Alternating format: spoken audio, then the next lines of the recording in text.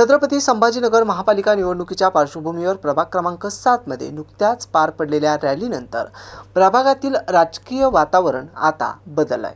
परिवर्तनाचा संदेश आता घरोघरी पोहोचताना बघायला मिळतोय।